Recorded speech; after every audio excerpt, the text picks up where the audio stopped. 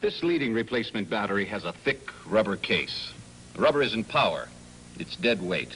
Ford builds the Motorcraft Long Life Premium battery with tough, thin polypropylene. It costs more, but you get more inside. More plates, more starting power, more reserve power. But which do you want?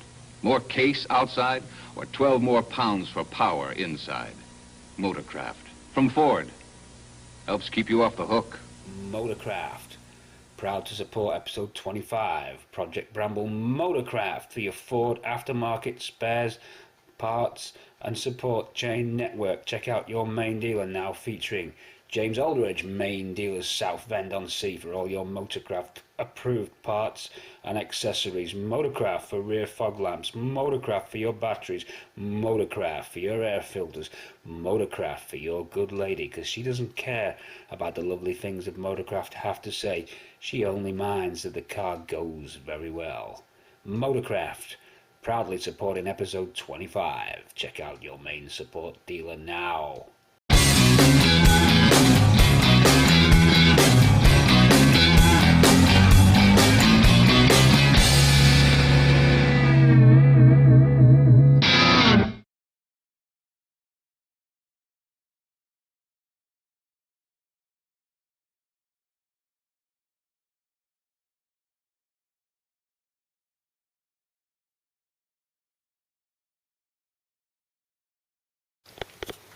Okay, so this wing's nicely coated and ready.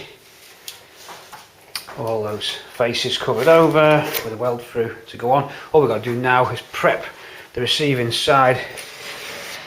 So wing's going to be spot welding across there, up along the top. Clean these faces down ready, so when that lands we are good to go with a spot welder. This side slightly better edges than the other side, less corrosion on this edge. That one was a little bit thin.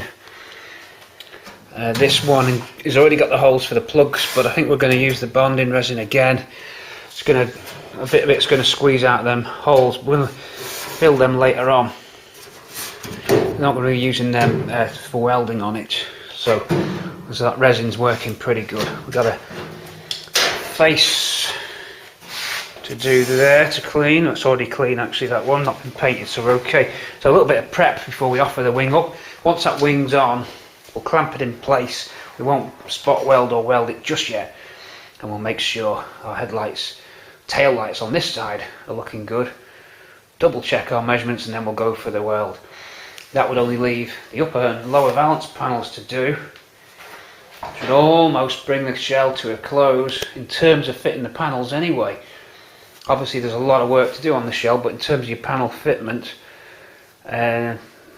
that's it for new metal. The rest of it's all to do with gaps and tidying up and braze points, stuff like that. So how exciting that we're just into June now, just coming into June.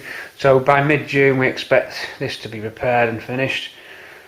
I'm going to lose some time through car shows now, but I think we've broke the back of this car. I'm sure you'll agree out there. And we've worked hard on this, and we've done it in good time and at a good level, and it's looking nice. So the shell then drawing to a close. Just that quarter, the last big panel to go on. We're ready. Are you ready? Let's go. Let's do it. Patrons and YouTubers, let's finish this. It ends here tonight. Okay, filler spout going on. Panel bond for this, no need to be welding it when we can do a good seal and panel bond at the same time.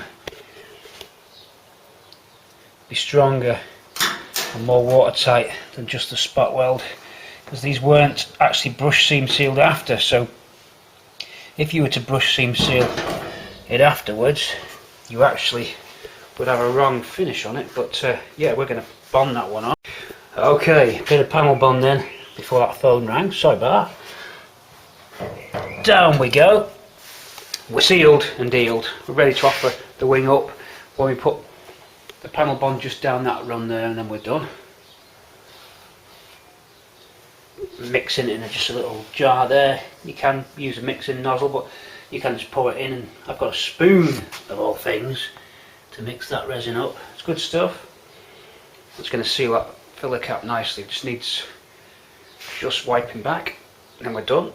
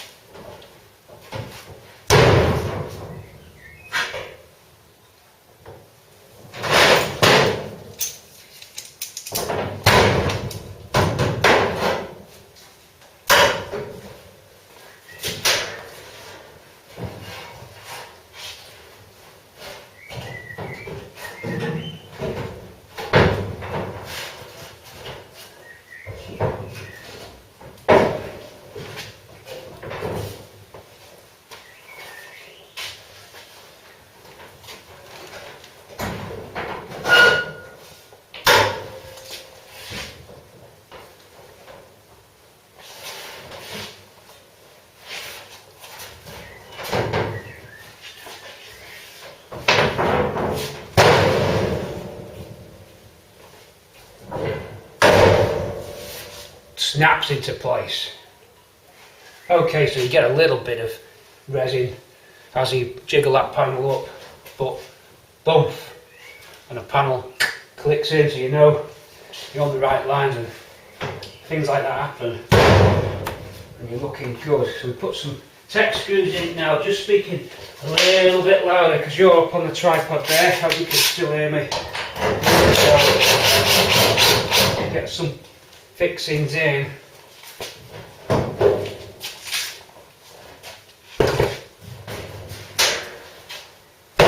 Oh yes, that's nice. That's the word we like around here, nice.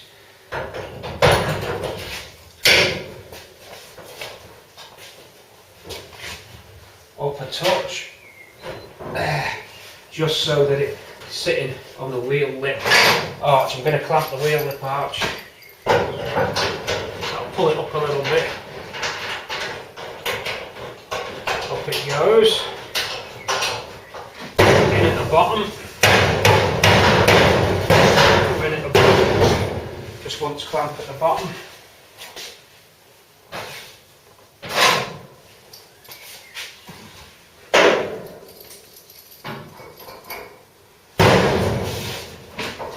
I think we might screw it at the bottom.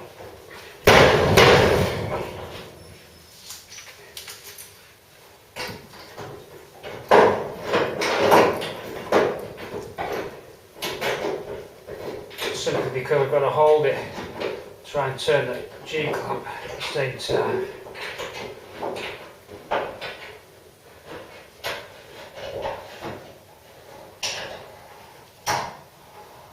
That's the one. There we go, nice.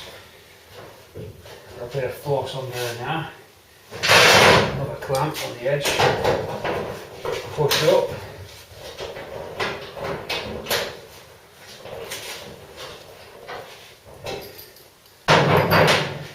Need a better clamp. Okay, moving and moving fast. Phoscline B on these light backing brackets then. We jump now to getting the rest of the light brackets on. Done one side. So Phoscline B that side, we'll clean that side. That seals it and we'll get a etch prime on there ready. And that's going to fit, as you can tell, where this rear light cluster goes. Before we fit the light cluster, just any time before fitting, we need to make sure that the boot alignment is good, because we've got a last minute chance to shift this little triangle laterally, left or right, just by a few mil to help us with some final gaps. The whole thing, I think, is fatally flawed, because no matter what you do, it tries to pull the wings in and down. If you look at cars, we can go and look at some others if you want later.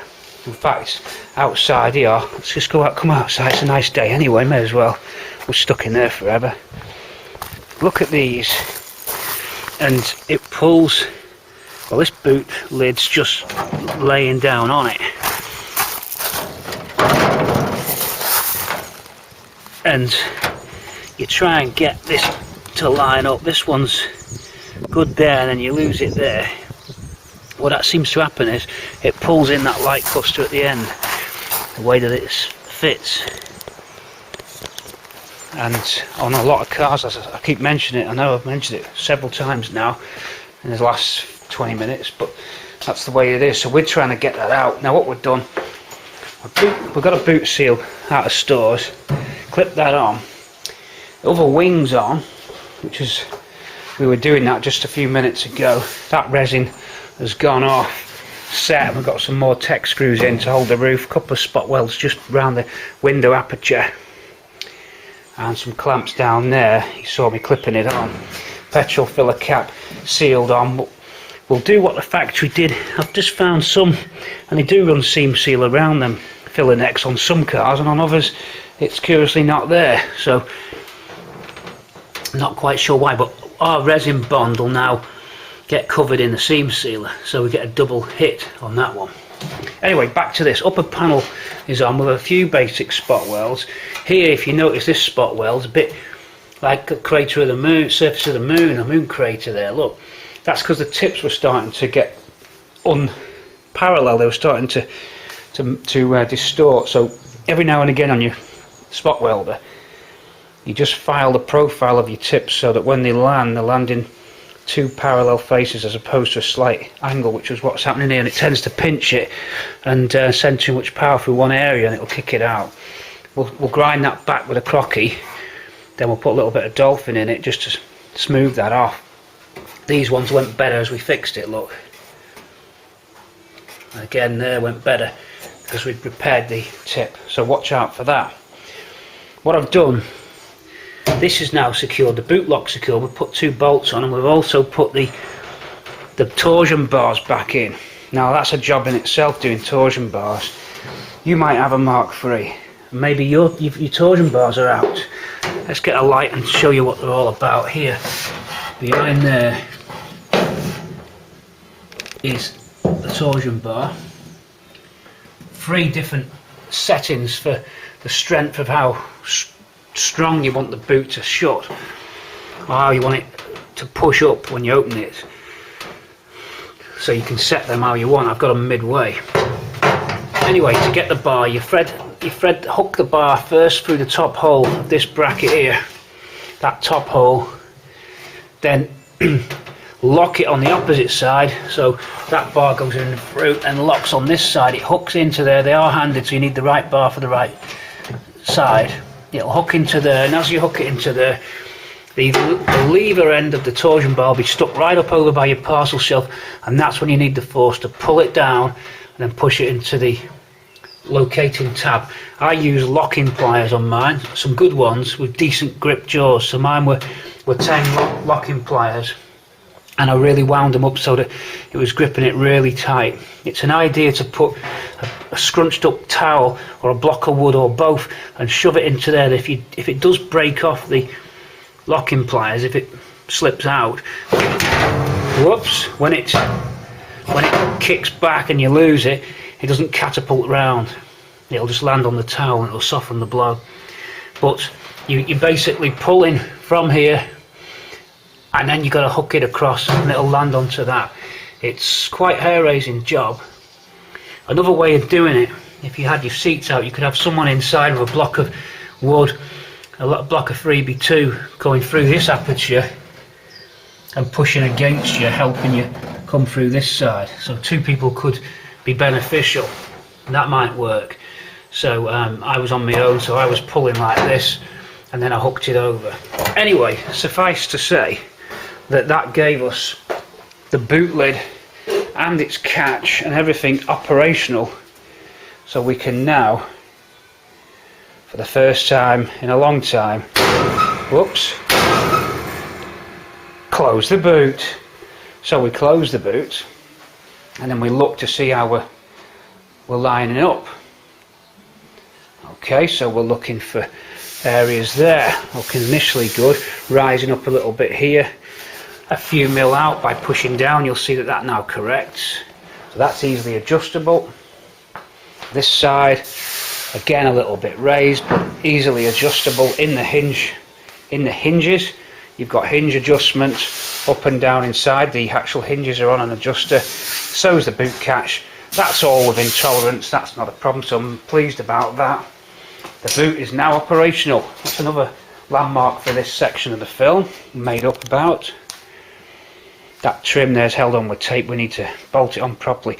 So now I'm going to start looking at these parallel gaps between the light cluster and the oblique trim. You can see that's out, but there's an element of adjustment on the lamp. You can see how it's falling down versus the wing. So what we do is we rotate that lamp and that brings it in.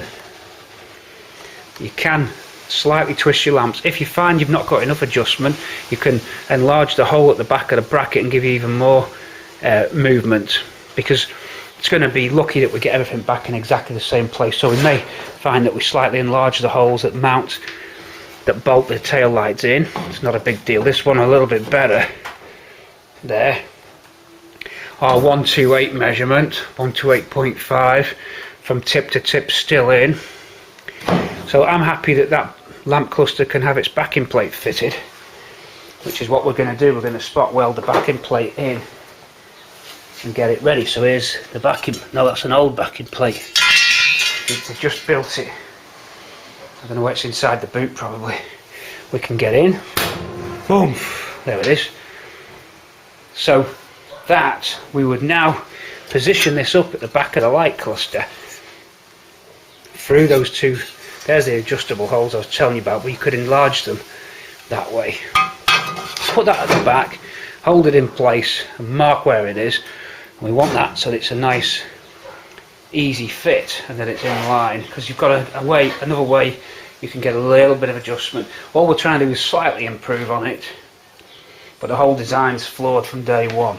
Okay, let's assume we get that bracket in over there. We're closing the shell build really now, coming up to the last panel. This one's been prepped. We're just going to key it up a bit more now and get some Ford Brown on there. We've got an area here which spot welds to this reinforcing rib on the inner panel that's now fitted. So that lands on there. I'm going to mark exactly where, then we'll put a bit of masking tape on it so that when that offers up like this, it's that good a fit. It's that good a fit I can probably do it with one hand. It's that good, this. See what I mean? One-handed. And your back panel valance is on. It fits that nicely. Alright. So we are ready really. Everything's come together.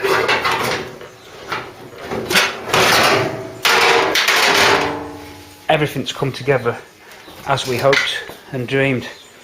We just need to mask now that primer, weld through, and away we go. What we do, we'll over mask some of it, and when the brown goes on, the lines will neaten up. We're using the red because there might be some plug welds on this.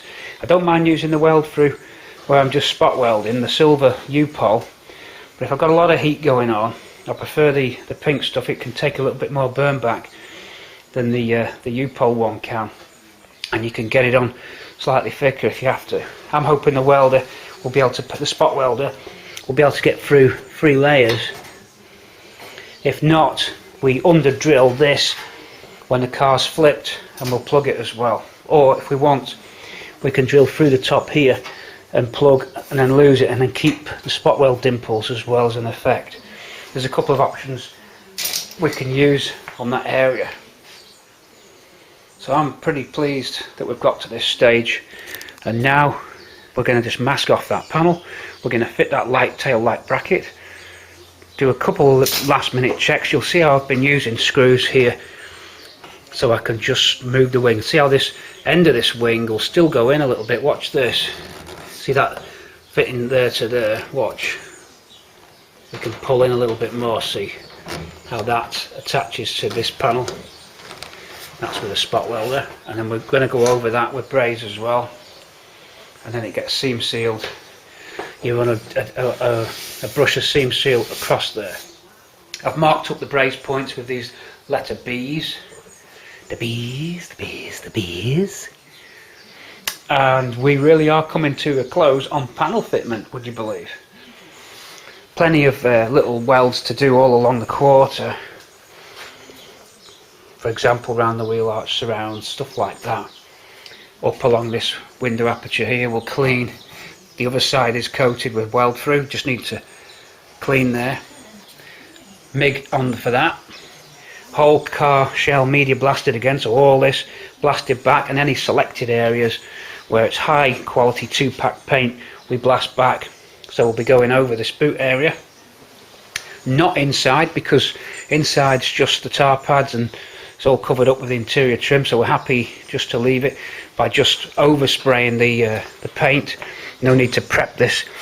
Obviously we'll clean it and tacky rag maybe, just degrease it, but this will just be getting waved over quickly with the Silver Fox paint.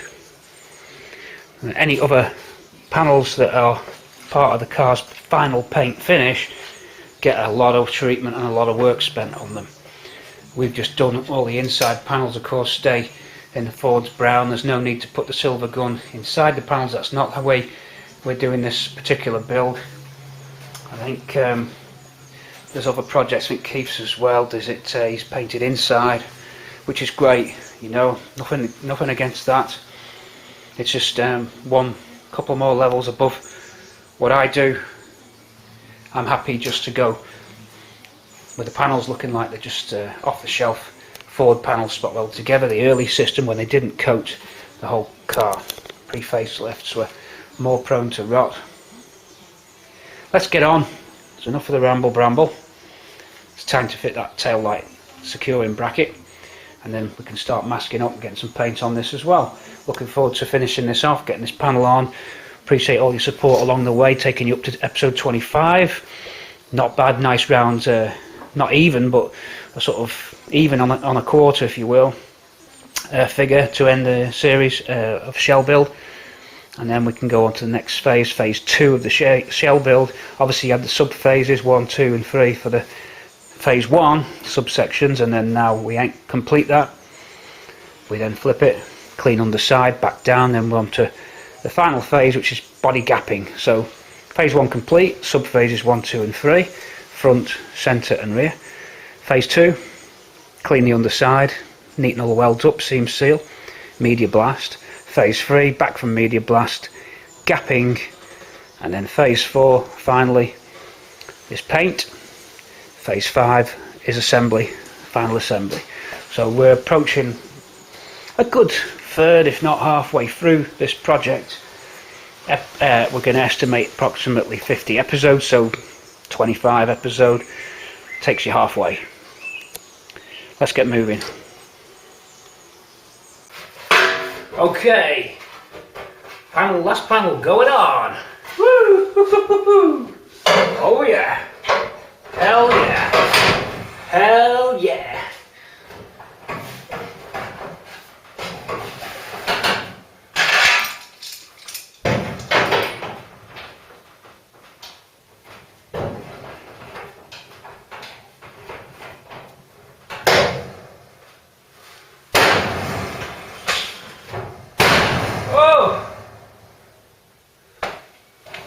And that was a body shell.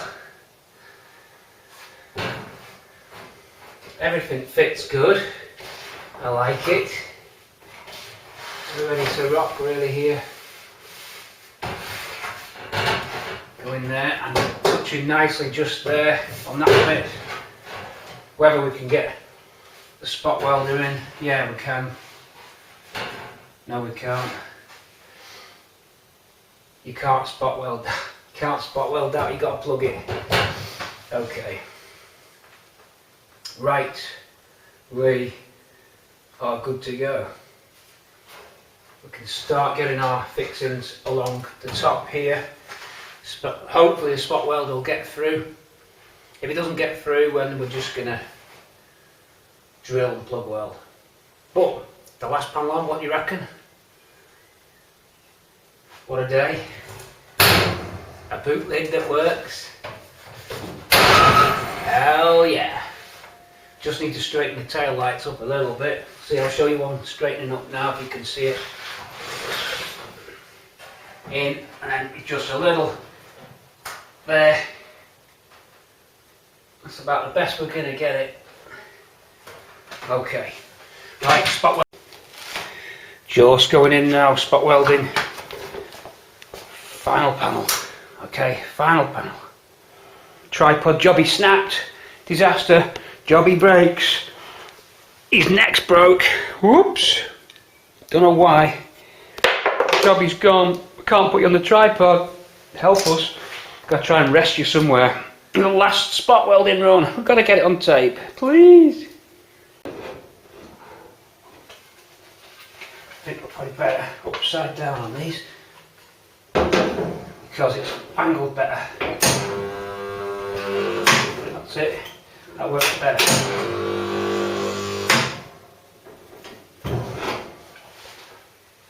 Next one.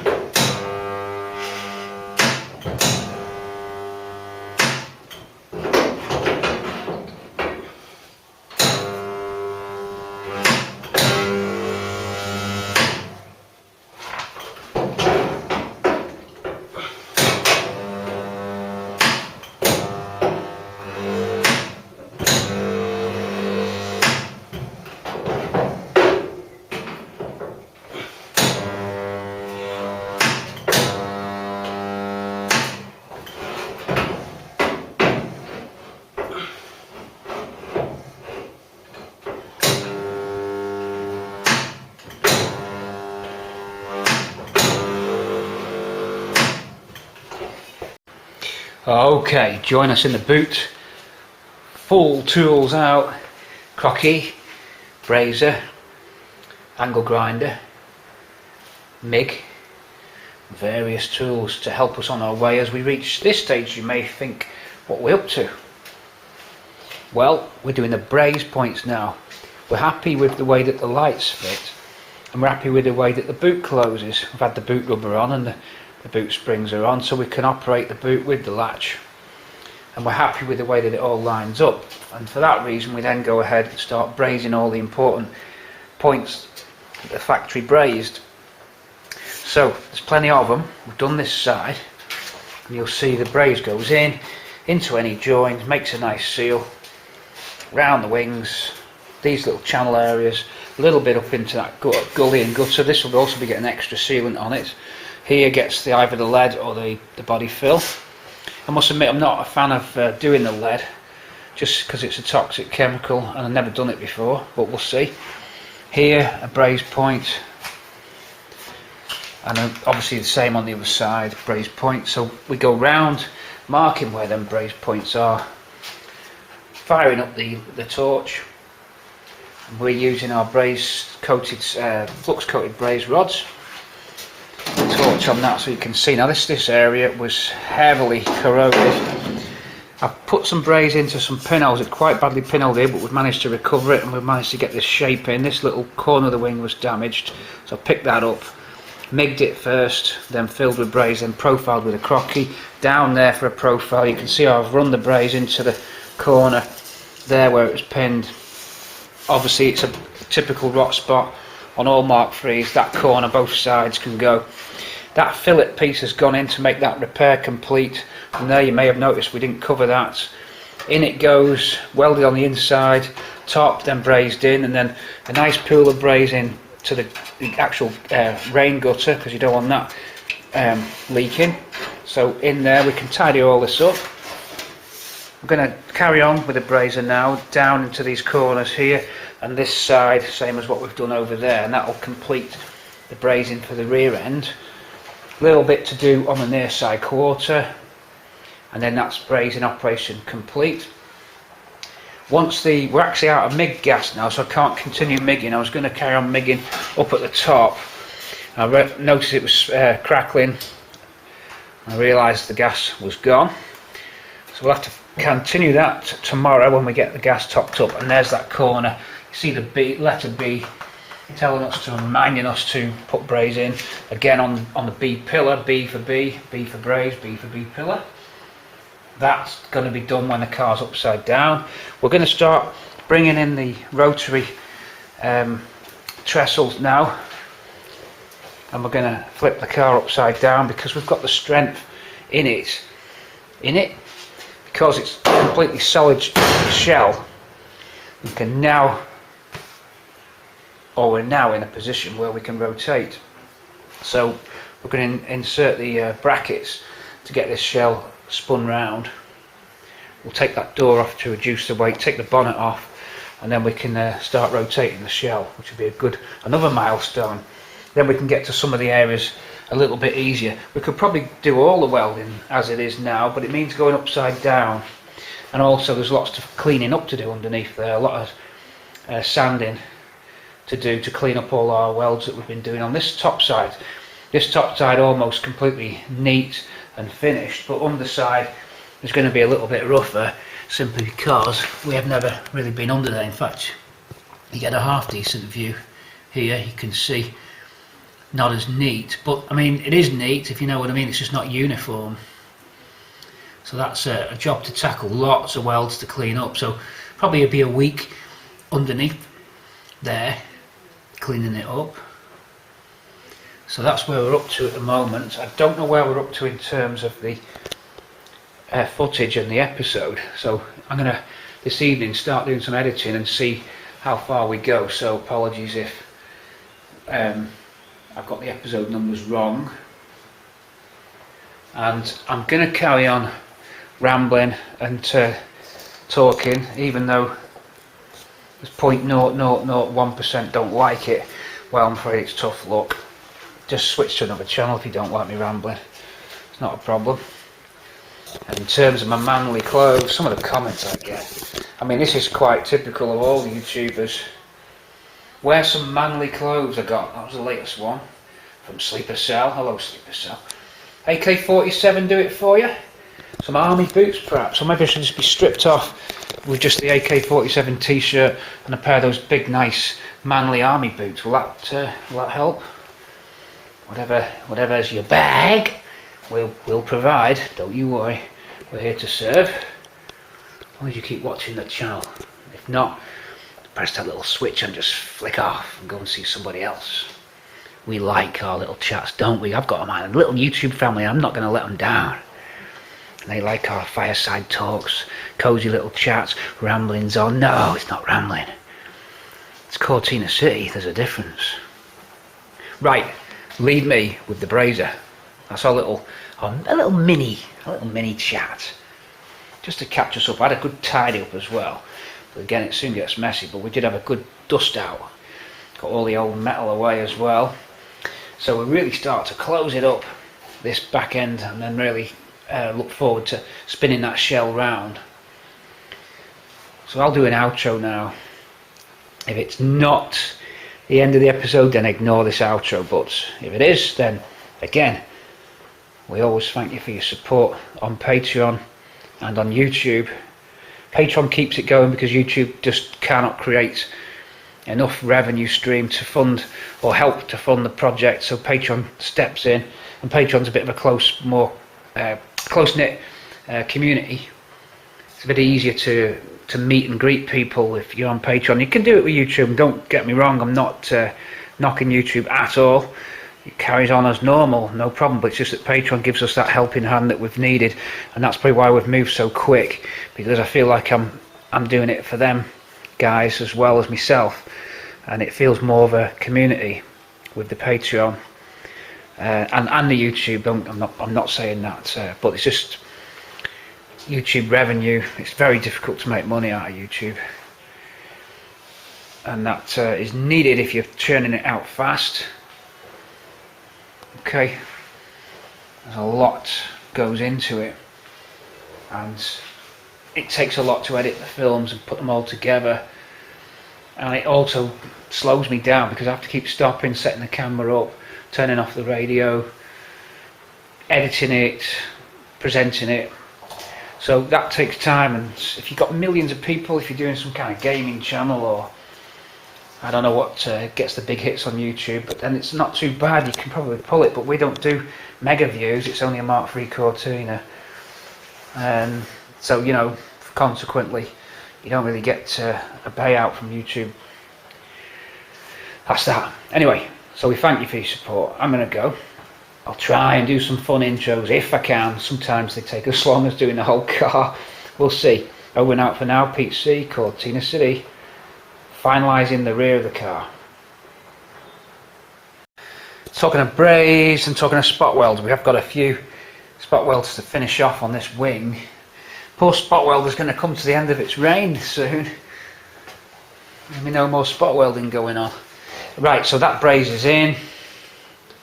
Quickly dressed up. You don't have to heavily dress it up because Ford's left the Braze sort of like just a little bit as it was really. I don't think they dressed it at the factory, but we've just took off the edges, and I have the windows open and a mask on, by the way, so windows and roller shutter open. A lot of fumes can come off when you're brazing, especially in an enclosed area, so ventilate all the time or get a breathing mask on. Some nasty fumes will come off that. I must admit, it's one element of the build that I don't enjoy is fumes, as you know. Right, it's time to get spot welder claws out, change our probes. We're nicely lined up on the panel, as you can see, so it's gone in good. Look at that. I don't think you can really ask for more than that. Any second now for the camera. So cliched, isn't it, when this camera focusing cliche. There. Alright, so I'll get that spot welded on. We've got a jobby tripod on order because our jobby's broke. There's the resin coming through those plug holes. The resin's ready to rock as well. Down there, nice and solid. Can't weld this just yet because we're out of gas, but we can do some spot welding and finish off the last couple of hours tonight. Let's get the spot welder out. Here's a little detail we need to put in. These securing tangs are not fitted on them panels that I got. I also noticed here they got seam seal on the inside, so we mustn't forget to do that there. This is a piece of cut up section off a donor car. But look, we've got little tangs here which hold the wiring loom. Wiring loom comes inside the boot floor, then goes up into the light cluster, and it's held back against the chassis, the body, by these wiring harness tangs. Two of them there, so we need to fit them. So what I've done, cut a piece of metal strip and make your own tangs because I haven't got any. Might as well make our own good ones, and then just cut to suit, and we're going to spot weld them in. So there was another job for the spotty after all. So the spot welder's back in the boot. Got a magnet holding on my tang here. In we go. Hold it with a magnet so I can get the first spot weld on, and off we go. So made that just a little bit longer just so it grips better. I think that's the right angle roughly, more or less. We're pointing from the apex there into the corner of the light fitting. Yeah, I think we're okay there. Right, I'm going to spot weld that in. Oh yeah! It always gets us high. We always get very happy when we do this. Ah, it's that spot there. One for the nukes.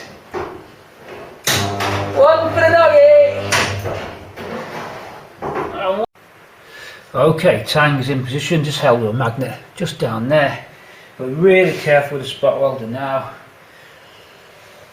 I should really turn the timer down, but I'm just going to guess it. I'll just wait till I can really carefully go in here. So this is a wiring harness securing tang.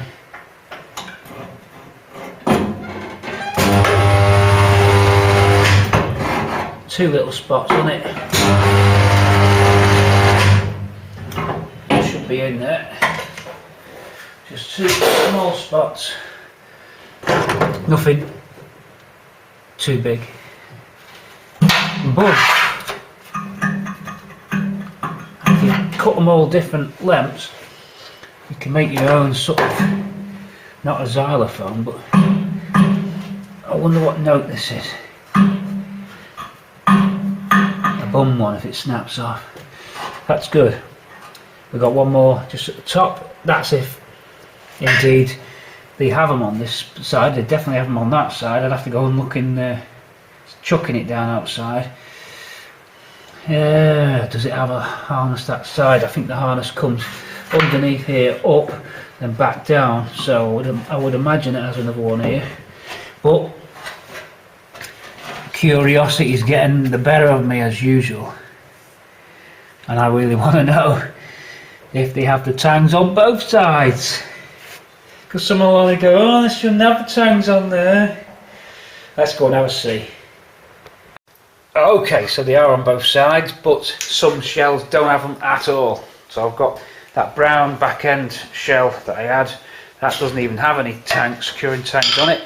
The yellow car back end does have them on, so either they're a later edition, early cars didn't have them and they probably found that the harness would get in the way, so we're in there. But what's also missing off these wings, what doesn't come with the wings, is these extra long tangs which go underneath here and hold the harness, because the harness is coming in at the top, so it comes up from the wheel housing up and along the top, so that needs the harness support tangs. They're not fitted on the shell, so they're longer ones, easy to spot weld on just under there, so I'll get the magnet on those now, and that finishes that. I think that finishes the spot welds, spot welder. Brrr. So 2 of them on, and I think we're good to go. We should be able to play some music as well soon. Hang on. Wonder what note that is. Over here should be slightly different. Oh yeah, we've got some harmony. Definitely 2 notes there. Yeah, I think the fumes, help me. Spot the whale. Definitely. Spot weld these on, please. One for Leon's. Boom! Woo!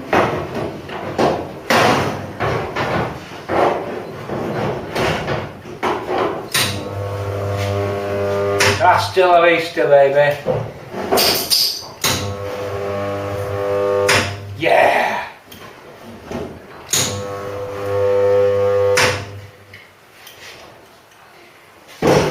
Want to swap sides? We'll go over this side.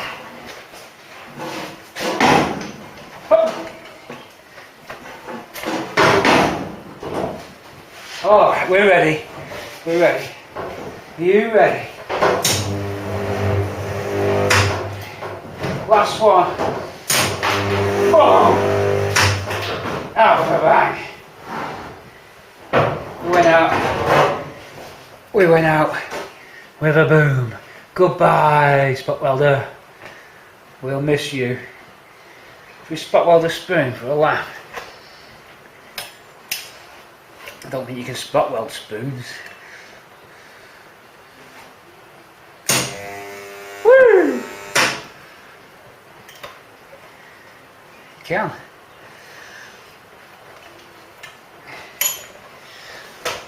It wasn't a spoon, it's a fork. Welder is on and we're finalising the welds down the side of this wing. Tech screws hold the edge of the wing in. What I do is take the middle one out, weld through the hole that it leaves, then just work my way up. These tech screws leave just a nice hole to mig up. Actually works like a little mini spot weld, because it's drilled straight through, the mig goes in, fills it. Bit different than plug welding where you have the smooth back, but you can't see the back of this, so it does work. This needed the tech screws in just to keep the wing nice and tight up against the B-pillar. So off we go now, and using those tech screws that we used to fix the wing in the first place, now to use as the plug hole welds themselves. So welding mask at the ready. Off we go to fit these final ones down this run of the quarter as we near all the welding jobs, at least at this end. Getting ready to flip the car around. The car's a lot better flipped if all your weld points are in, so you get loads of strength. That's the theory here. Off I go now, welding away.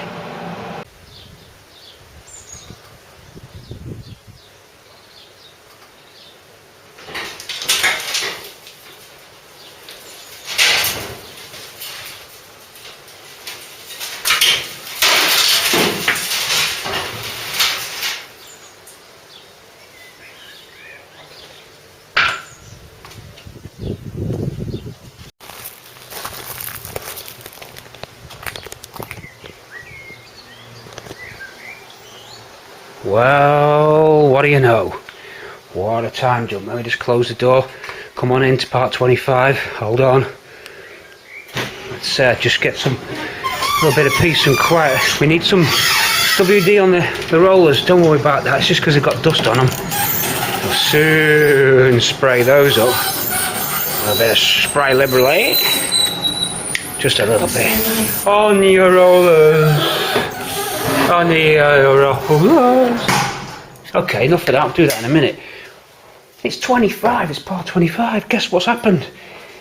The car has gone on to the jig as we said it would. Now Andy L came down, Photo Andy came down, Andy the lens, give us a hand. But it is possible, although it's better with two people, it is possible to get this onto the trestles on your own. I kept the dolly jig on it, but Andy helped me, but you could actually do it on your own. Dolly jig on, leave it bolted on. Car's obviously on the ground. You jack up one end with the jack under the actual dolly.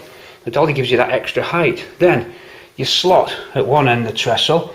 It'll be at an angle, but it slots on. Lower down and it almost straightens up.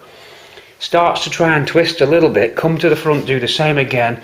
And with someone helping you, slot this on the front. But you could do it on your own. You could prop the car up or brace it so it doesn't try and flip as you're doing this front trestle. But the trestles, so you could do this, the trestles will go on as a one-man operation if you just had a separate bracing piece to stop it wobbling around. Once it's on, it's nice and secure, and it is a one-man job to actually rotate it, as you've probably seen on Bramble and Ruby and Swampy videos. So we're on, trestled up, Mad Mike design on those, fantastic piece of work. So simple. Hopefully these welds are strong. I think they are great.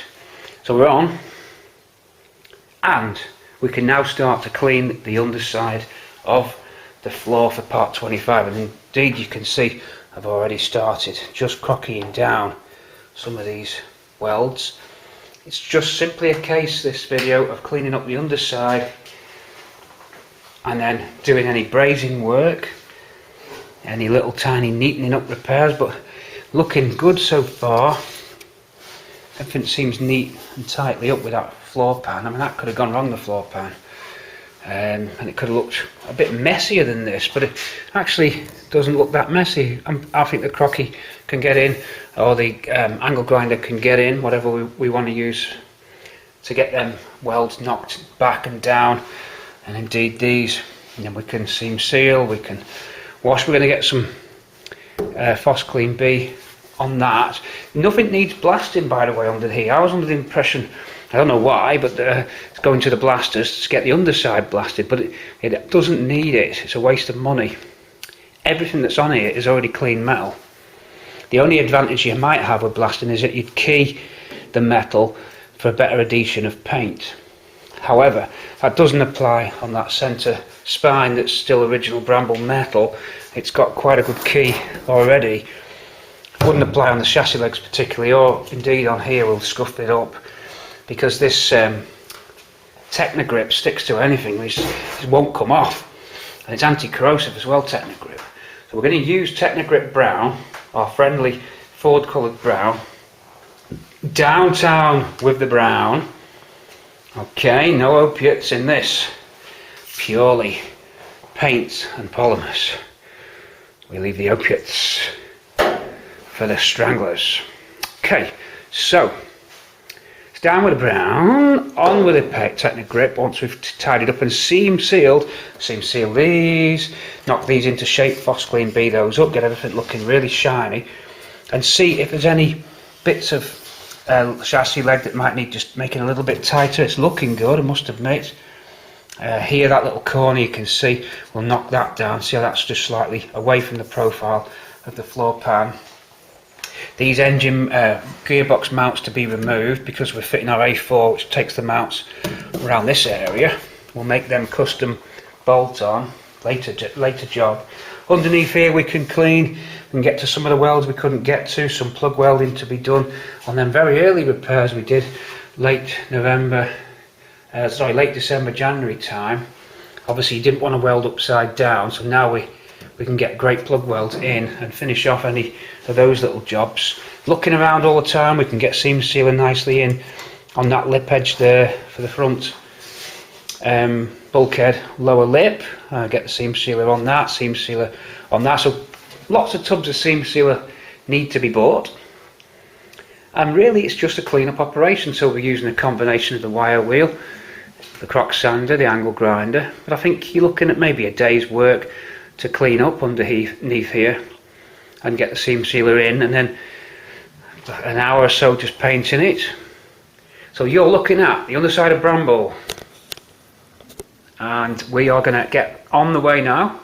The camera needs a little charge, so there'll be a little bit of a time delay, so let's get right on and clean up the underside of this shell and get it looking in real nice. I'll give you a couple of speeded up clips, bit of seam seal, bit of wire brushing, then the paint going on. So you're going to see it all happen in a couple of minutes, 5 minutes, 10 minutes on your screens now as this transforms itself to a really clean underside.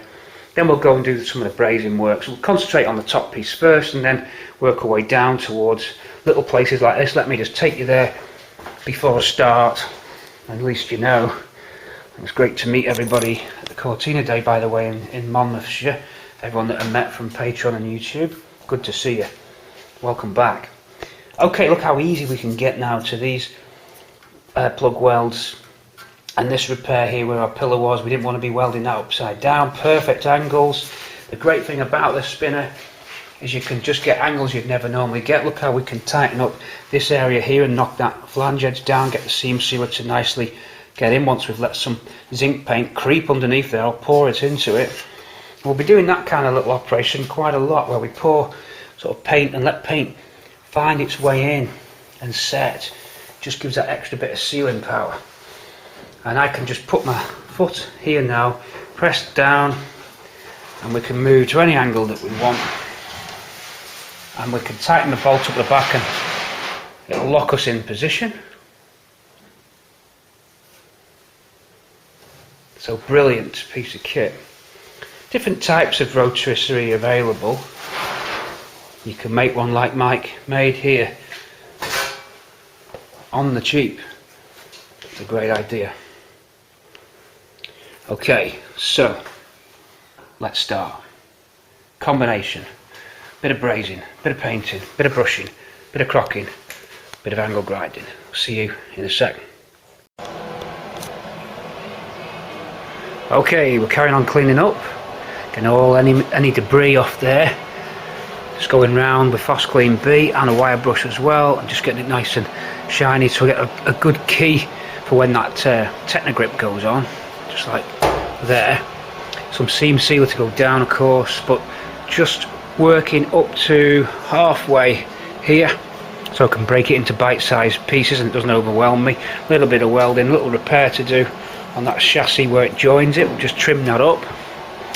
Now going down to around these edges here, cleaning up and making sure the welds are all good. A little bit of metal stray there, wants flattening off.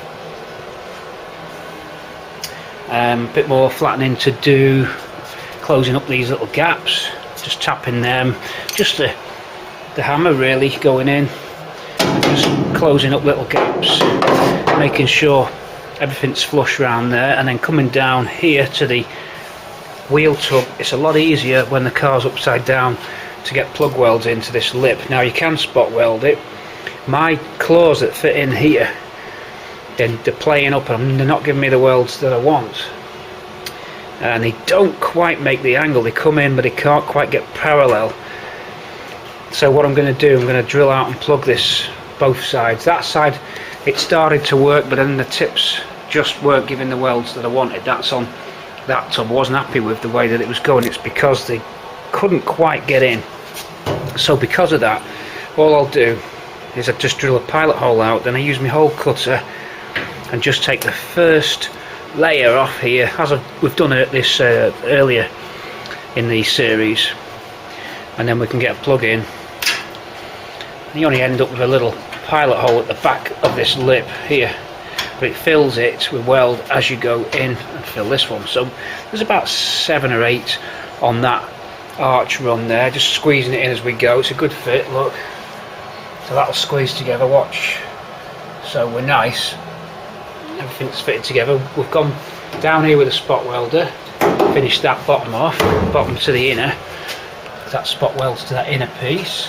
You can see the rest of it there. So finishing off on the arch, I put a weld in here and closed that up where that was left open so that the tub could slot into it. So we now close up, weld, MIG that one up rather than spot. Again, you've got 3 pieces of metal coming together here, and it's near the jacking point, so you don't want to risk it with a spot weld. My spot weld's not really rated 3 deep, although it will do it, but here there's a little bit thick metal. I've MIG'd that up. It's near the jacking point as well, so I'm going to do another MIG either side of this just to give it extra strength around that jacking point. Curiously, this jacking bracket is different than that side, which is annoying. So I'm going to alter this to match that one. I don't like this one. I don't know why it's different. I think they changed it on Mark 4s or later Mark 3s. I just don't like that hole there. No, I don't know why they've done that. Anyway, enough of that. We need to get the rest of the plugs in round this wheel tub so that we can take you where you want to be, which is getting this finished and pushing up to this halfway point here under the floor. So breaking it down into sections so it's easier on your mind, it's easier so you don't get overwhelmed, don't start trying to go all up here. Looking at it as well, we see we've had good penetration through our welds onto our legs, some more than others of course, but there's plenty of weld made it through. You can see some bigger than others, but nice welds that have gone through there on the important cross member areas, and indeed the chassis leg itself, the spot welds have taken very nicely. You can see them, so that's good, nice and solid. Here, because this is an oversized piece, slightly wider, again annoying, unless you're really looking you're not going to know. These copy panels slightly wider, by the time you come to join this you're needing to be narrowing down, so slit it here, squeeze it in, stitch it up, and we'll repair that in so that'll blend in nicely with the contour of that leg, so it'll taper off nicely there. So you can see, you can get a better view if I just stand back, how far we've got with the wire brush, with the fast clean, and we've just elbow grease is the only way to do it. A little bit monotonous task I suppose, but it's all part of the restoration, cleaning up. So I'll get these welds in now. Okay, here we go, just updating you on the progress so far, last couple of hours.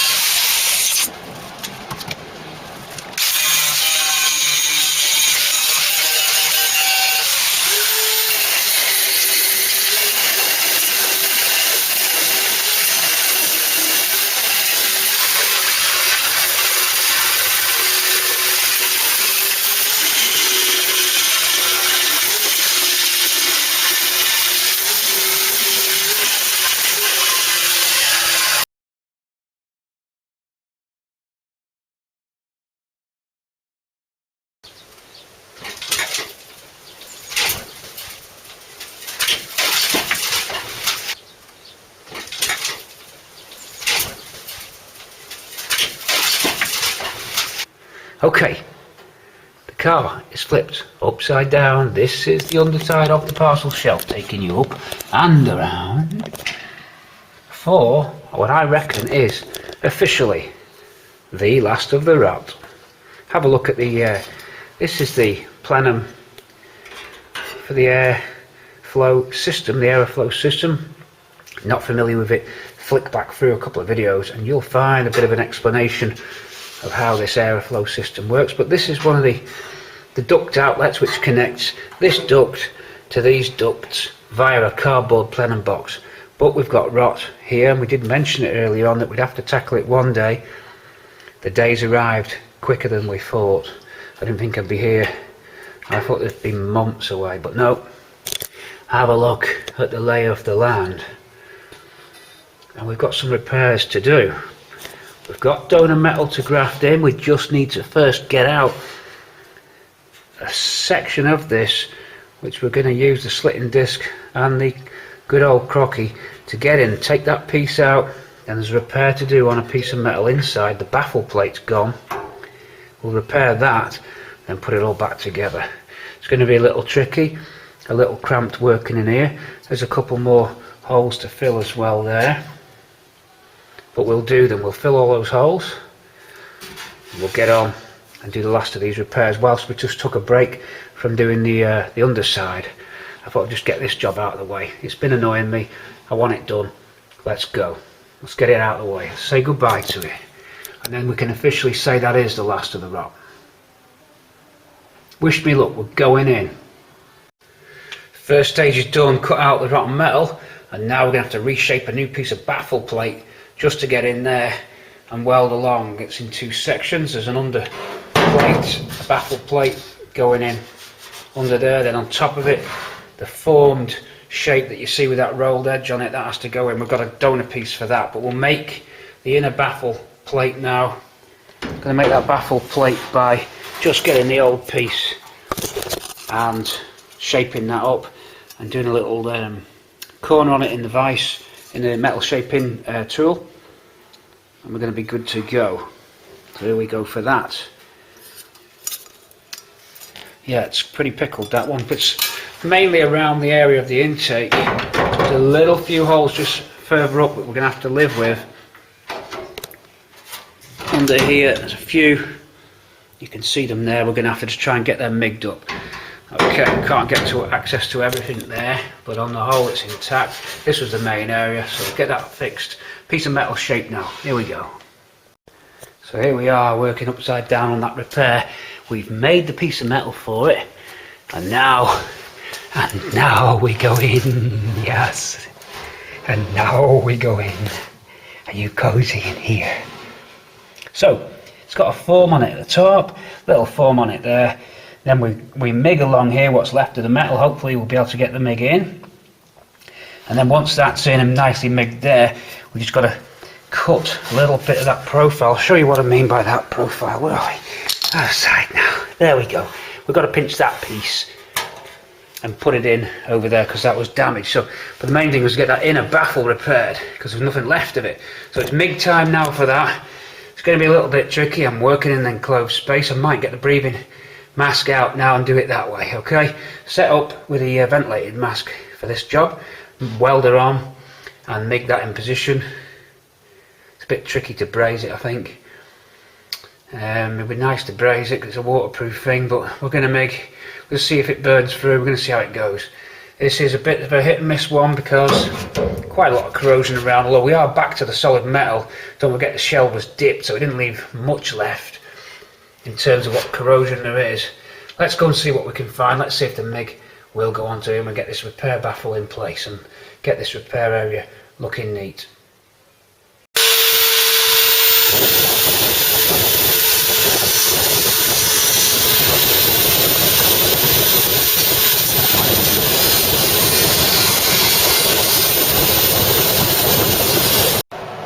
Okay, this repair is going good. We've got that baffle on there, flattened it back, welded in, seam along there. But now we've got the donor strip of metal extracted from that spare piece that we had, so that fits in just down there and creates that little opening, that little beveled opening, so we can get it looking back to how it was. And when you look through there, you're going to see the nicely repaired baffle.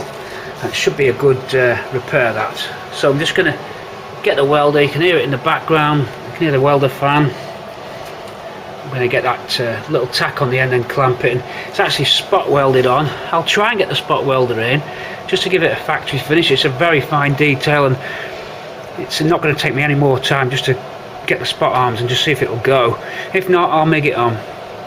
Okay, but we're very close to finishing that repair. A little bit tricky working in here, see what I'm up against.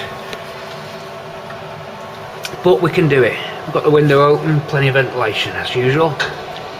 Here we go then for a little bit of welding on here. I'm not going to film the welding, you'll just jump straight to it when it's done. Here we go. Okay, we're all sanded back. That's the completed repair. You can see the baffle, you can see the repairs here. I say baffles there, and then just a little bit more MIG to tidy up, and one pinhole just there, and that's it. That's gone on alright. I'm quite pleased with that. Not as bad as I thought it'd be. Just happy we had that donor piece of metal to put in. You can still see the seam across. That's going to look pretty factory. I don't think you're going to know by the time I've done a bit of dolphin glaze on there. You're not going to know. So that's that job out of the way. About an hour and a half to do that. Then some pinholes have been got rid of there. They were dead easy to do. Pinhole up there was dead easy to do. Just very carefully trigger the MIG into the hole. Because it's dipped, there's usually not much more thinner metal left. So I just trigger the MIG in and just get it glowing. And once you've sort of formed a sort of perimeter around the pinhole of fresh metal, then you can kind of like add more power, not add more power, add more time to it and build up a glowing like blob, and then it sort of, the pinhole sort of disappears. We'll show you that. There's a few more to do, so I'll show you how I do the pinholes later on. But for now, we've got this nailed, and I'm really made up with that. So we can get the Phosclean B on the underside of this and just get it back to shiny, and then we'll get it primed, and that's that area out of the way. We couldn't do it when the car was up the other way round. That's what I've been waiting to do that job for the spinner to come in. So I crawl out, the audio changes as we're out. So I left you doing that side.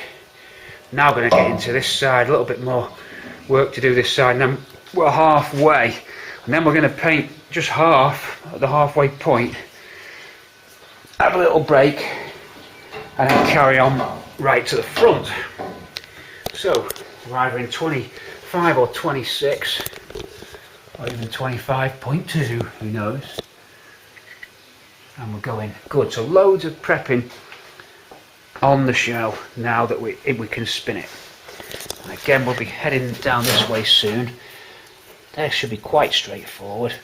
Here a little piece of fillet metal in, again quite straightforward, a lot easier to get to, ladies and gentlemen, a lot easier to get to. Great stuff. I think I showed you those plugs in the wheel arch round this side, taking you around. Very difficult when cables are all over your feet. We plug welded along there. Sorry, we spot welded along there. We plug welded down that little roller coaster dip there. We cleaned all on the insides there. Got it ready for you. This is nice and cozy, yeah. And it's now time for you to have your little break. I'm going to go in and get my tea. We approach 7 o'clock tonight, a little bit earlier, because we're ahead of the game, guys, girls, Patreon and YouTube land. We're ahead of the game. Let us know what you think after you've watched the film in your comments. If you've never commented before, well, do something different today and comment. Join YouTube and comment. I would like to know, because a lot of people that I meet, we're doing a lot of shows this summer, a lot of people that I meet, they don't leave me any messages. It's alright, I'm not complaining, but it's easier for me to connect a face when I remember a comment that you've made. Okay, a little tip. I'll see you tomorrow. It's a whole day for me, just minutes for you. Of course, now the shell's upside down, we can go in and finish them repairs. Remember when we did the A pillar, we just had to do the final weld line down it there, and then just at the top, you see those plug welds have gone in. We've of welding around on the inside, so we can dress that up while the shell's here. A little bit of welding just at the top there, and we can get some braze in as well on that other B pillar. This side B pillar was untouched, but going around it with the shell in different positions and getting any final MIG welds that were difficult to get when it was the right way up. So that one, and again round the other side. We can get places like here at the front. Remember when we did the front build, because we could never get to it. Again, just on top there, we can get to that. And then down here, a little piece of metal just to infill there. That's filled in okay. A couple more. So that's what we're doing at the moment. This is getting ready for braze. We can sink the braze right in there nicely. I think we're almost finished with the braze points. The wing welds on at the side, we grind those back. And I think, oh yeah, we did the chassis though, we couldn't reach those, so those plugs are in. And that's what we're doing today. We're going around trying to find stuff to clean up, welds to grind down. Some more welds went in there on that chassis. So that's what we do. So I'll leave this with me. I won't bore you with the details. I'll just tell you when it's done. Okay, continuing prepping. I'm just cleaning up where the floor pan joint was the best I can. Some very fine filler going in just there, and then smoothing it back. It's quite a thick Gravitex or Raptor coat going on, so we don't have to go too crazy, but we'll get the wheel on this as well and clean this metal up before we etch prime it. Just down here then we've got the join of the sill that we left deliberately apart so you could slot the tub in. You can just see the tub, wheel tub edge flange pushed into there, and then the whole lot grips together. I'm going to seam weld that at the bottom and just round there and there because it's a bit stronger, and I don't really want the spot weld going through those three thick layers. It's better if we just seam weld that up. I'll do that. I'll seam weld that up. A couple more plugs to go in just where we had the strip, the cross member. There's no tar pad under there, so we can weld and it won't burn back. We're okay. We've already weld through primed it, so that's fine to put the last few plugs on. Plugs gone into there where the chassis meets. You can see we can actually climb on the car as well. It's strong enough to climb on if we have to. We can also spin it in any position that we want. So a bit of a combination of me just clambering on and also spinning, pushing down like that. Some skim in there to neaten that up. You can see the glaze goes in, any little dents, and we're getting ready to put the etch prime on once we've vacked, cleaned. The phosphate B's going into this tub. It's getting cleaner all the time. Little bits of pin filling there, see, just to get the tub looking good. Tub good, tub good, tub good, tub good. Okay, so loads, days and days of prepping. It's going to be at least a week messing around on this, longer than you think. Always, the little things that take the time. You can go and put a whole panel on and get a big visual impact, and then you go down tidying up and you don't see a lot for your time, but it has to be done. Okay, so I'll get the weld in there, carry on cleaning up all the little areas, see if there's any micro pins to fill and sand back, and then we'll get etch prime on up to the chassis. We're going to do that area first. Then it'll be a little bit easier in the middle. There's not as much. There's a lot going on in this area, especially around these chassis legs. So we've got to clean down this run here, see. I've still got to get the wire wheel in there. Wire wheel's going in, and some rust killer underneath that flange edge, just to make sure it's nice, clean and sealed. Plenty of paint going down in the gun on here. We're going to get it running down there. Seam seal goes in after the etch prime's on, and on top of that we go for the Techno Grip brown, and on top of that it's either Raptor or Gravitex, and on top of that it's Silver Fox. Okie dokie, let's get some welds in.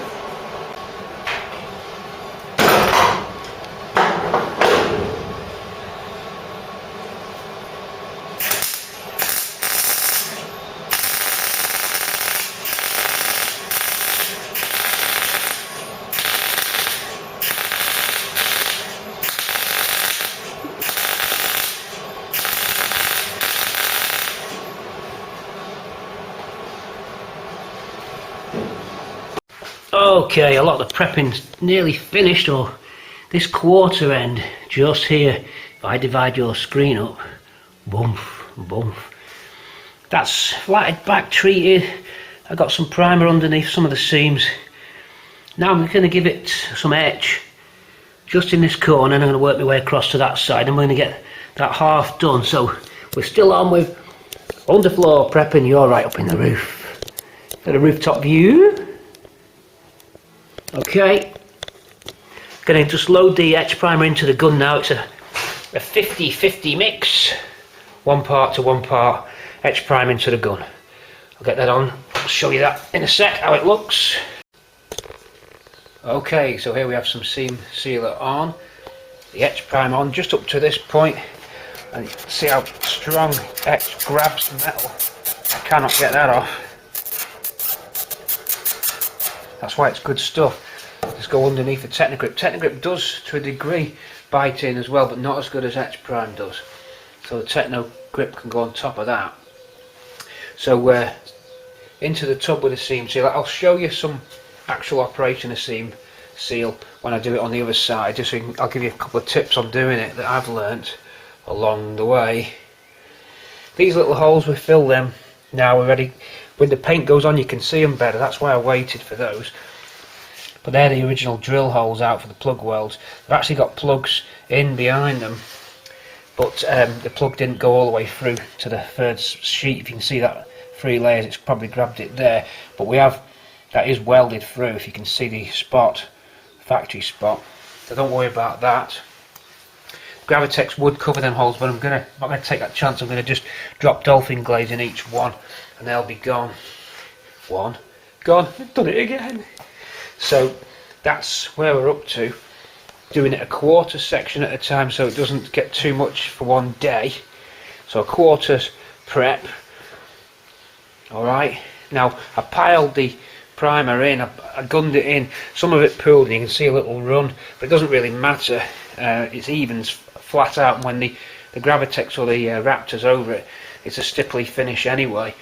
So if you do get runs on this, because you're really blitzing the paint on there, so in order that it goes underneath all the seams, you know, when the gun comes on, I'd normally just give it a light pass like I did here, but in areas where there's lip like this, I'm having it on this slant, bringing the gun over quite heavy and letting it creep in behind. Then I'm flipping the car the other way and doing the same at the top so it actually runs under. It's just a good way of getting paint in. And then you can blow it as well with the air after if you really want to get it in. So I'm just concentrating on getting it underneath the chassis seams, and really that was all it was. And obviously doors open and full breathing mask was on for this one. I've just took it off now, just let this dry. It's been a couple of hours since this went on. Then the seam sealer's just gone on now. I put the brushes in thinners at the end of the day. It saves your seam sealer brush from getting hard, and then wipe it with a cloth, and then it just saves brushes. Just use gun thinners for that. So that's where we're at for this little section. A day's work on the prep. It'll be a lot easier in this area. There's less to do. This is just that little bit tricky because you've got quite a lot going on. Alright, so a good overview for you, but we'll get some action shots. It's all been just clip takes when I've just come in and finished it, so we'll get some action shots as well. But it's going good. I'll see you tomorrow. Okay, here we are, another exciting stage of the build. Some etch primer on, as you can see. It's gone all under those seams. And now, talking of seams, I'm just using this auto seal seam sealer in a tube, finished in grey. Mastic tube, out she goes. Seam sealer brush, stiff brush. They're not like a normal brush. These are stiff ones. Okay. I use a little bit of thinners to clean this, just gun thinners later on. So we're going to go along the chassis legs with this. It's a very satisfying thing to do. We're going to swap brushes because this one needs some thinners on it. Hold on, I'll be right back.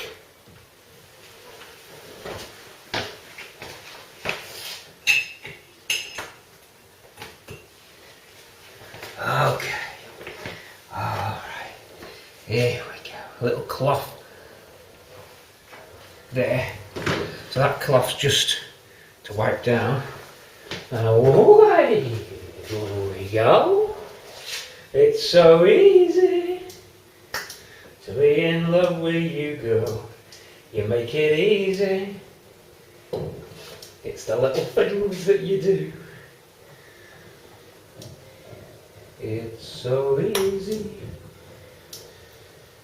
A bit of seam sealer now, girl. We make it easy.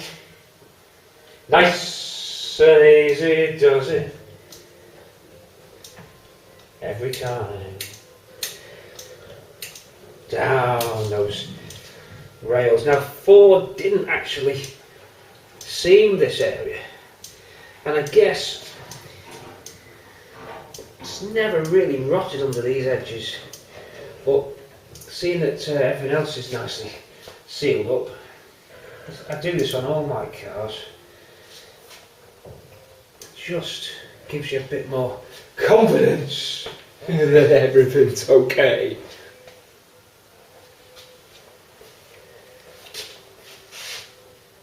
It's the fuse. They go straight to my head. Window is open. Window is open. It's down. All that work that we did, the neatness, now looks good when you get this on it. Right, that's that run. We're gonna run out, run out. We're actually gonna run out of sealer. If I didn't buy as much as I need, I'll have to go back to the paint factors. Here we go.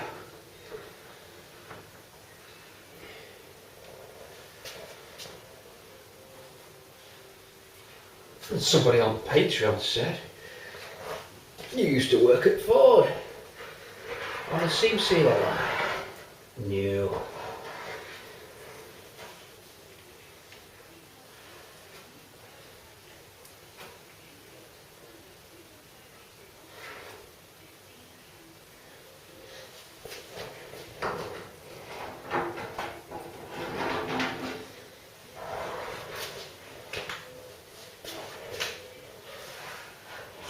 Forget that Fords would have just done this in seconds without any real attention to neatness. They just bang it on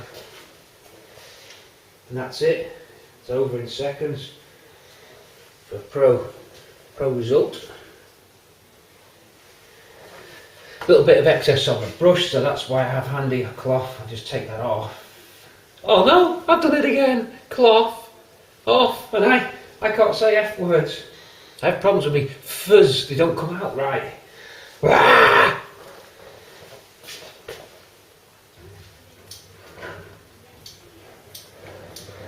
Cloth off.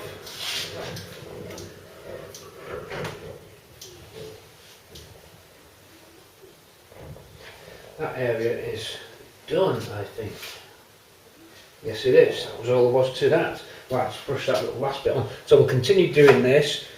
Then, when this cures, we're going to do a little bit of stopper on those holes.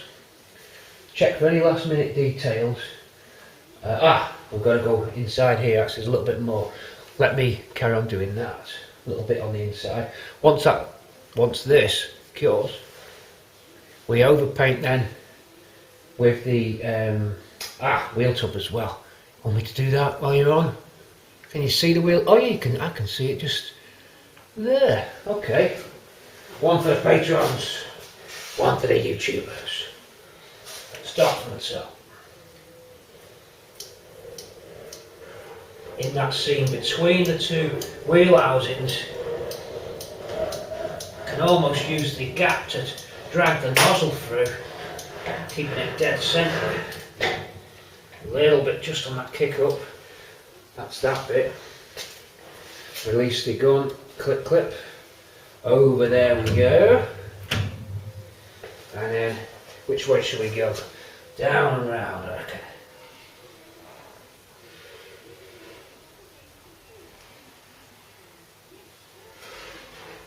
then up, and that's it. That one's in. This one.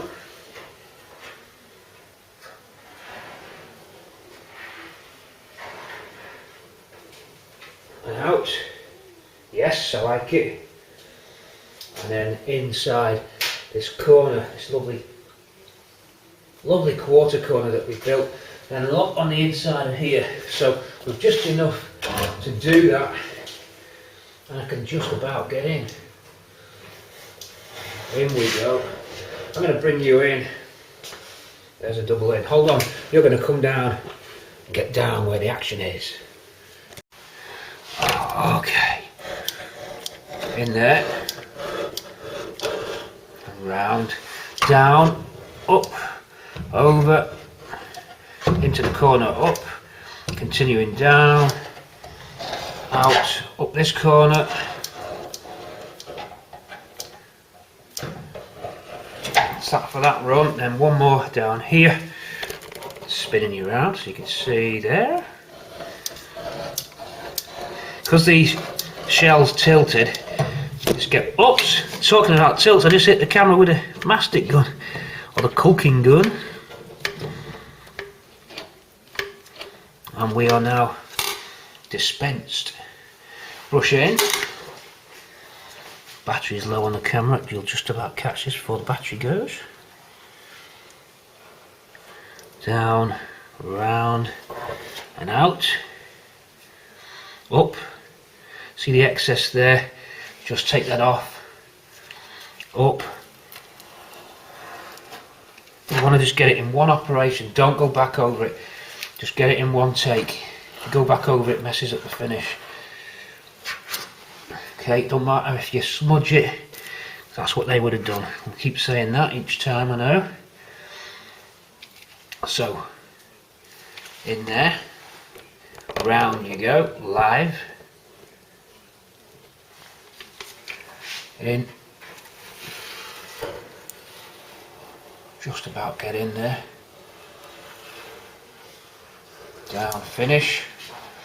Stuff like that. Like that. Like that.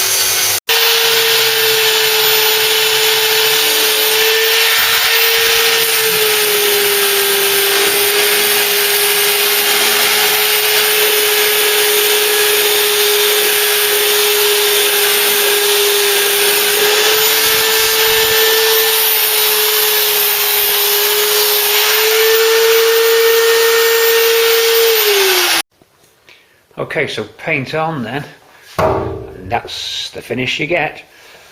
Couple of coats there, and then we carry on. I've just gone up to that point, so that's as far as I've got on the prep with it, but it looks nice. Give you a view what we're doing on the underside. And now we go to these rails. I want to get them smooth. There was some light pitting. This is Bramble's original chassis leg. So just put dolphin glaze in, flat that back, some acid etch primer again. Any other little imperfections go over until we get a smooth rail. That rail on that side's okay because it's a new one. But this rail was worth saving, and if you look early on in the videos you'll see why we saved it. It was fully intact. Little dent in it there from someone jacking it up, no doubt. So again, I filled that dent, and then we're going to just keep flattening that back till it doesn't have to be mint, because the Gravitex is quite stickly, or the Raptor, depends what we use. As I've said, it's a stipple finish. I'm not going for the smooth glass finish, otherwise I'd have to start really getting into all this. And I don't mind that stone guard look. For me, I'm happy with it, the way that it works. So we carry on with the prep, grinding down welds, then some the Alliasoft, the Dinitrol Alliasoft metallized filler for it, just to catch any possible pinholes that might have been in this weld run. Then sand that back. I'm just using a little mini DA on it, a little bit in the middle. We've put the good old Phosclean B Rustbusters one. That's gone in there. That's the Rustbuster one there, Phosclean. That's good stuff. And that gets the metal clean. This was all rusted up, but I say when it was rusted up, it had been dipped and then it's flashed over and gone rusty again. Like, for example, like that has there. And you can see how that has flash rusted over. Now, I found it flash rust more in certain places. It's something to do with that getting exposed to a chemical, but I don't know what. It's either some type of welding fumes, some kind of reaction, but it doesn't always flash rust every time. Some places do it worse than others. This wing's dipped, starting to flash rust. See? Queen would be proud. Flash. So that's when we use the Phosclean, for that reason. If you were going back, if you were starting with rusty metal, deep rusty metal, you use the Phosclean A. That's equivalent to like acid dipping it. This is already acid dipped, so you finish with Phosclean B. Leaves a coating on it as well, which is you wipe down. And if you want to, if there's any white deposits where it's pooled or anything like that, you use Saltex. I'll show you the Saltex. Into the smeg we go. The Saltex is just a trigger spray, and that is great for getting any residues off. So those combined, there's some more Phosclean. Oh no, it's the weld through. Remember, we use the pink weld through. There's the pair in the fridge, and we're getting all our items from Rustbuster. Service is good, quality of the materials is good, especially the weld through. I do like that. You know, we've used it extensively. There it is. It needs a little bit of a key, I think, the red weld through, but it's worth it when you key it. I think if you put it onto smooth, it tends to scratch off. Look, well, actually that's actually gripped actually now. Just watch it. You're better off putting it on a keyed surface, I think, with that. The U-pole tends to bite in a little bit more, but isn't as good under heavy welding. For example, when you're doing a lot of plugs, like on this plate, I'd rather have that Rustbuster one on. And I'm not so sure that I think the pink, oh my god, done it again. Think pink. I think that the pink welds through with a spot welder better. I didn't really rate the U-pole on the weld through. I didn't really. I thought it was a bit. I'm going to do an experiment actually. We'll try that out, because when I was at the back doing the back end and I was going along these welds, I felt that the didn't come out as good as the ones at the front. Now the ones at the front, if we go down, they're still good by the way at the back, but these ones just seem that little bit better, and it's quite thick metal here, and that was with the Rust Buster weld through primer on. So I've made a note of that, a little mental note of that for future reference. Maybe that panel was a bit muckier, perhaps it's nothing to do with the primers, but I'll do a little experiment one day and just check to see which I think is the best one, or indeed they could both have equal applications as good as each other. Anyway, enough of that. We now need to carry on prepping. We've really got to get moving now. There's not much stopping us. So some etch primer there just out of the rattle can so I can see where I'm up to. I'm not going to try and hide that line any more than I've done. I'm happy with that level. You can keep going and going and going on this, how far you want to take it. I won't leave it messy, it'll be very neat, but you will probably be able to see the join lines on the floor pan if you really look for them. However, that said, when the Gravitex or the Raptor goes on, I think you'll be camouflaged even more. But it is nice to try and get the best finish that we can, given the result that we're actually looking for personally, which is clean, tidy, neat job, not crazy concourse, because you have to spend the same amount of time again if you're going for really high detail. I mean, I'm trying to go detail, I'm filling in these little pins there. They're the drill holes which we use to take the plates off when we're using the round spot weld cutter. Easy enough to just fill them in. Alright, and then just flat back. What we do with these as well is we just leave a little crater in each one. So I'll flat that and I'll just take the drill just in a little bit and I make a little crater, and that creates a sort of false spot weld effect. It's not essential, but I sometimes do it. I've done it up here with these ones where you get a kind of spot weld effect. There's one. See it? That didn't exist. That's the filler just squidged down into that hole out with your finger when it's going off. I've done it again here as well. Squidged it in, and it looks like a spot weld, so it looks good. It's a good little effect again there. Look, you can see those, just like that, Tommy says. Looking good, but it's late now. I'm going to call it a day. I've got Saturday tomorrow. I've got a full day on it tomorrow, so I'm looking forward to that. I'm looking forward to the final stages. We've had a good clean up and vac down. Okay, Henry's helped us there. The vac bag is full. So car spins nicely and seems nice and solid. So we're getting really close and getting ready to draw episode 25, part 3 down. And that finishes this part of the video series. We'll then have a break on YouTube. We carry on Patreon, but YouTube takes a break. Patreon continues and we go on to suspension, clips, seat trim, engine, all that kind of stuff. We ship this off to the body shop and we talk to them about it, and we get on with other ancillary items, but we take a little pause. Really do like the what's this called, Techno-Grip. Good stuff, sticks like to a blanket. It really just, you cannot get this off. If you have to get it off, you can use thinners, but it is tough stuff, and it's zinc. It's got zinc qualities. It's got rust proofing qualities as well, this paint. So it's a great second layer after the acid etch. I'll show you the acid etch paint, by the way, that I use. Just may as well summarise all our stuff. We've been using this one. Okay.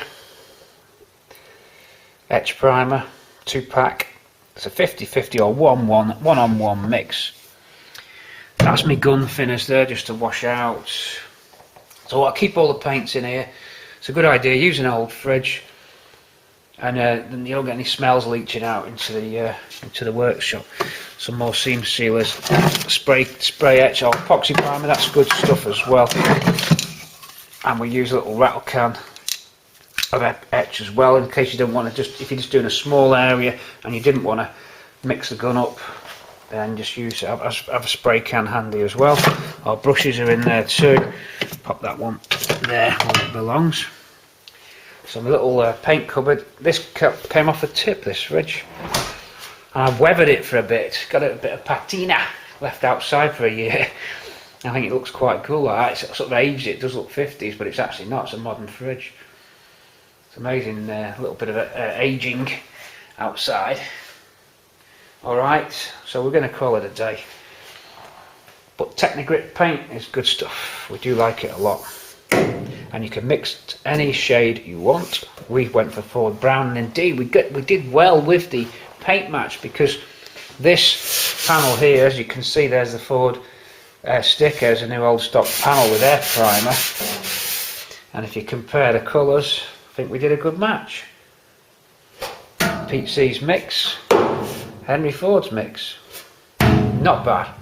It could have been any colour, because obviously it's going to be Silver Fox under here, but it was nice in the process of the build just to have it looking this way. Just give you that little bit more inspiration when you're building it, just a little bit more exciting to look at. It seems a shame to paint over it really, but gotta be done. Good photographic record anyway, and it's been good for you guys to watch out there, guys and girls out there, YouTube and Patreons.